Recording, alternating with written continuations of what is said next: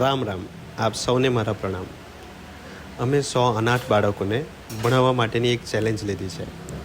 તો આજે અમે એક બેન કે જેમના હસબન્ડ ઘણા વખત પહેલાં એક્સપાયર થઈ ગયા હતા એમને મળ્યા. એમને ટોટલ 4 છોકરાઓ છે. અમે એમને પૂછ્યું કે બેન તમે ગુજરાન કેવી રીતે ચલાવો છો? તો એમણે કીધું કે છૂટક મજૂરી અને સરકાર તરફથી જે વિધવાની સહાય મળે છે 1200 રૂપિયા, એમાં એ આખો મહિનાનો ગુજારો ચલાવે છે. ઘરે કોઈ પણ પુરુષ વ્યક્તિ નથી અને બેન પોતે આ 4 છોકરાઓનું સાર સંભાળ રાખે છે. એમને 4 છોકરાઓ છે.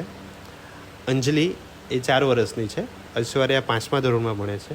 પંકજ 7મા ધોરણમાં ભણે છે અને સરિતા 10મા ધોરણમાં ભણે છે.